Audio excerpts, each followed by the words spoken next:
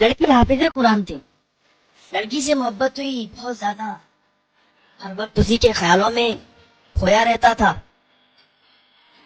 एक दिन अपने घर वालों को भेजकर लड़की के घर लड़की का हाथ मांग लिया, तो लड़की के घर वाले भी राजी हो गए, शादी हो गई। दोनों आपस में रहने लगे, मियाँ बीवी रहते रहे। मोहब्बत इतनी थी कि एक घड़ी भी लड़का अपनी बीवी से जुदा नहीं हुआ था।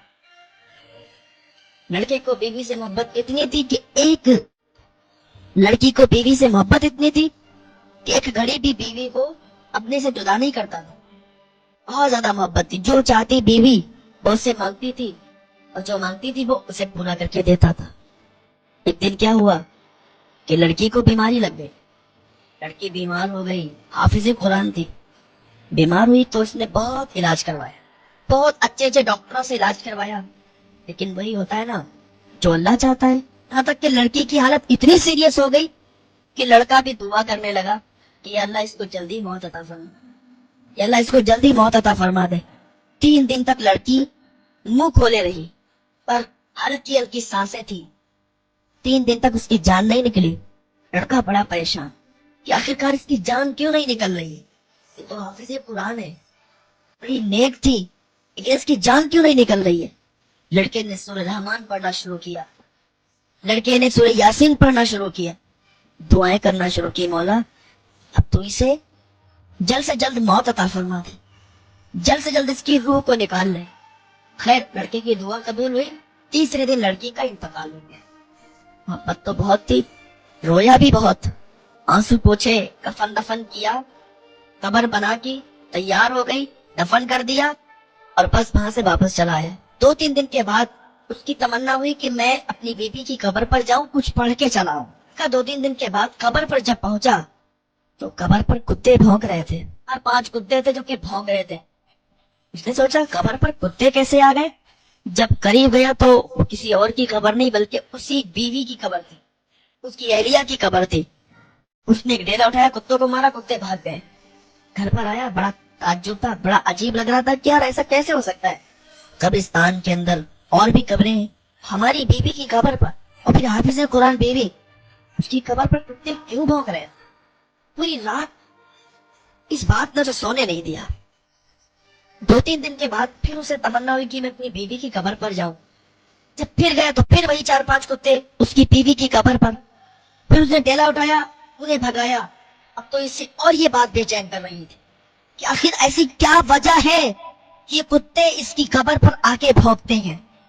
दूसरे दिन इसने कहा चलो आज भी देखते हैं चल के। दूसरे दिन कब्र पर गए तो फिर वही 4-5 कुत्ते उसकी कब्र पर भौंक रहे थे। तो उसने डेला उठाया, उन्हें भगाया और दौड़ता हुआ सीधे अपनी सास के घर गया और अपनी सास से कहने लगा मुझे ये बताइए, मैंने अजीब मंजर देखा है। मेरी बीवी जब तक मेरे साथ रही, मैंने शादी की, इतने दिन गुजारे, कभी भी मैंने उसे ऐसी कोई भी गलती करते हुए नहीं देखा, कोई गुनाह करते नहीं देखा। तो मेरी बेटी की खबर पर आखिर ये कुत्ते क्यों भौंकते, ये कुत्ते क्यों भौंकते हैं। रोज 4-5 कुत्ते रोज भौंकते हैं, आखिर ये वाकया क्या है। उसकी सास ने कहा ऐसी तो कोई बात नहीं है कि उसके कब्र पर कुत्ते भौंके। फिर उसे याद आया, हाँ एक बात है कि जिसकी वजह से उसकी कब्र पर कुत्ते भौंक रहे हैं। कहा मुझे बताओ जल्दी, मुझे इस बात ने परेशान करके रख दिया है, मुझे रातों में नींद नहीं आती। आखिर मेरी बीवी से ऐसी कौन सी गलती हो गई कि कब्र पर कुत्ते भौंकते हैं। कहा सुनो बेटा, गलती तो तेरी बीवी से ये हुई थी, उससे मैं भी नाराज हूँ और मेरा अल्लाह भी नाराज है। कहा क्या गलती हुई थी।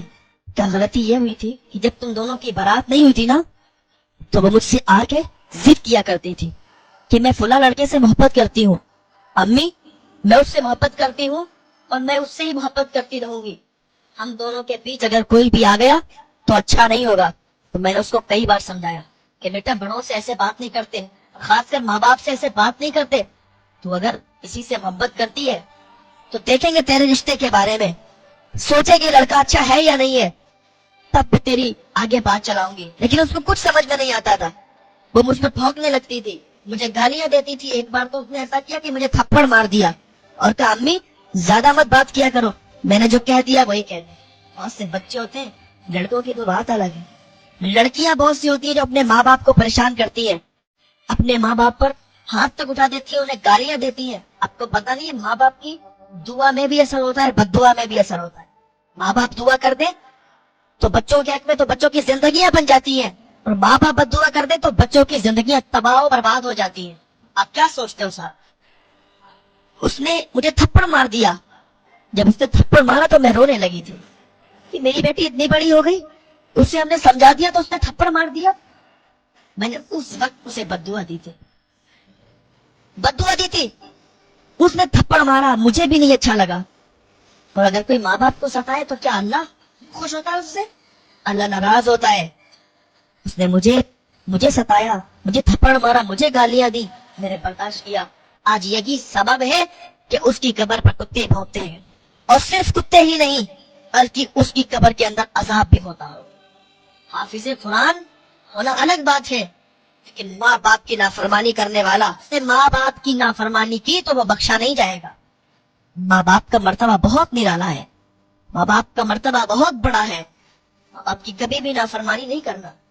हाँ, ये अलग बात है कि माँ बाप जब 50 साल से ज्यादा उनकी एज होती है, उनकी चिड़चिड़ाहट, उनका चिड़चिड़ापन, उनको गुस्सा आना ये तेजी के साथ ज्यादा हो जाता है। लेकिन तुम्हें इतना हक नहीं बनता कि तुम अपने माँ बाप पर उंगली उठाओ, अपने माँ बाप को गाली दो, अपने माँ बाप को हड़काओ। ऐसा तुम्हें किसी ने हक नहीं दिया।